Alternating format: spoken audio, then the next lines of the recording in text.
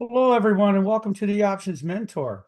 It was some tough sledding this week, wasn't it, for the SPX?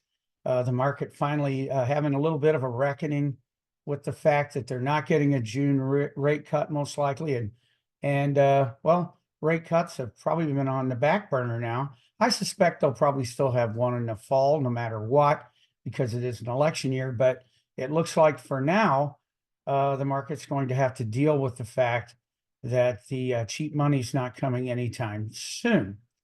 So this week also has a big report coming out. This Friday, the PCE number will come out. That seems to be the Fed's favorite inflation indicator. And if you've been paying attention, you know the last 4 or 5 indicators, reports, CPI, PPI have all been hot. Inflation's not going away, not really even getting better. What could have caused it? You don't think it was printing a lot of money, do you?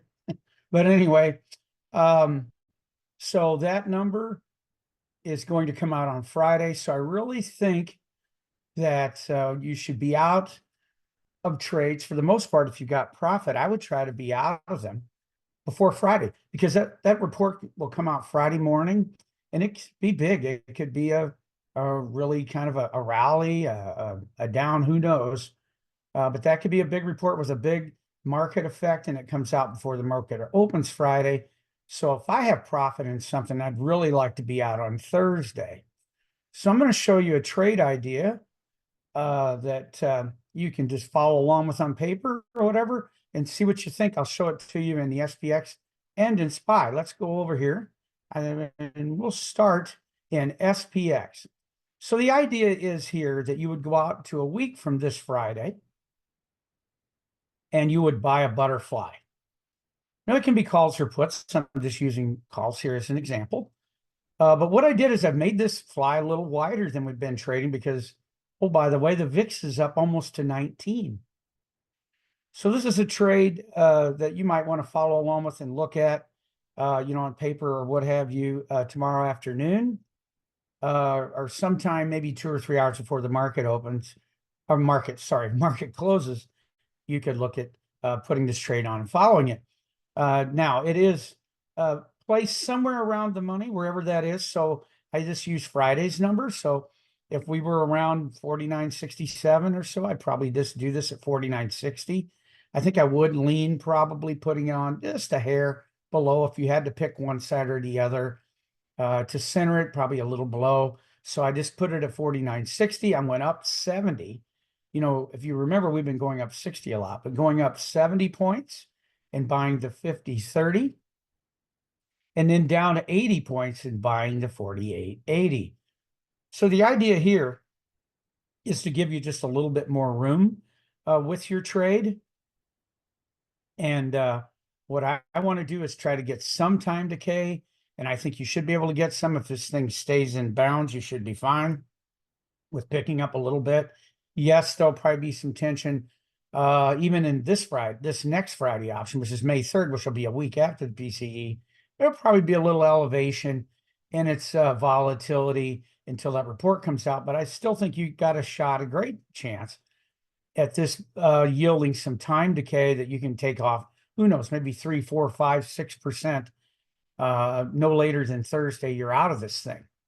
Now, if it is kind of an expensive trade, if you do it in SPX, almost $1,900, but you can also do it in SPY or follow along with it in SPY. It's 1/10 the size. Look, it's 188, or in other words, $188. It's 1/10 the size, roughly, of the SPX. That's what the SPY is. And the SPY, of course, trades like a stock. It is an ETF. And same premise, though. You just put it on right around where we're trading, maybe a little bit below. You see SPY was at 494.76. So it's slightly above, but it's okay. And then up 7, down 8. So it's just like the SPX trade, except it is 1/10 the size. And so you're just using smaller numbers to follow along. You probably put this trade on for under $200 if it made sense to you to do so. And then look to get out of this before Thursday. Before Friday. So get out on Thursday. And I think that you have a decent chance at some kind of profit. And you can kind of see all week how this tension leading up to the PCE works, whether you do it here in SPY or you do it over in SPX.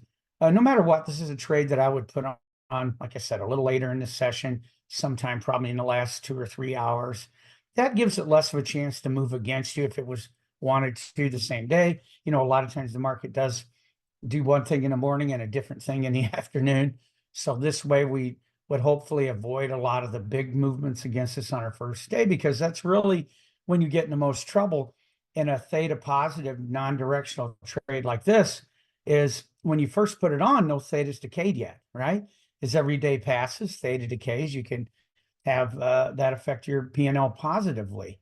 But if you put this thing on too early, it can move against you, and that's just a pain. And we don't want that to happen.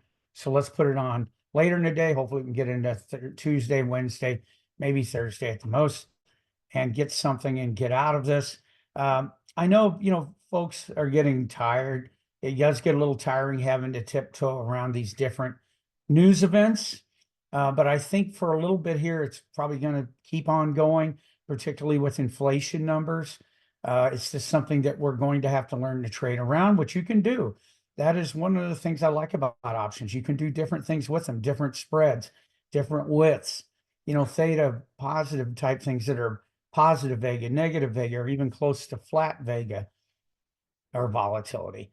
And it's that kind of variability that you can use to help you get around all these reports and still be successful.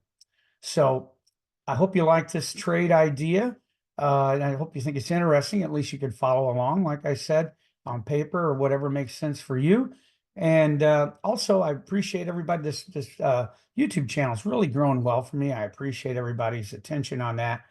And subscribing, please make sure you do like and subscribe to the videos. Please tell your friends. There's a lot of good options education going on, even here on YouTube. And also, if you want more from your options education, right there in the description of the video is how you can work with me every day over at arimer.com, where I'm there 5 days a week with an opening bell before the market opens. We talk about what happened overnight, news of the day, things that might be in focus, trades that might work. That's every day. And then a couple days a week, I have a help desk and traders lounge where we dive in to adjustments and other aspects of trading. It's all over there. I also, of course, offer one-on-one mentoring. You can find my email address there in the description. If you have any questions about that, just email me. I'll tell you how that works. And oh, one more thing. I did do an in-depth course on the trade of mine called the All Put Flat Fly. That's also available there in the description. You can follow a link to that. It's a very successful spread for me. I'm currently working on one in calendars. I'm hoping to finish it this week, and it may even be on the Arimer site for sale. By the time I talk to you next week, we'll have to see. I hope to get it done this week. Probably be like an hour-and-a-half class, maybe more. Really getting into the nuts and bolts of calendars, just like the All Put Fly was about that particular butterfly spread. All right, so I'll be back with you next week. Have a great trading week, and be careful. Watch out for that report there on Friday. Have a great day. Bye-bye.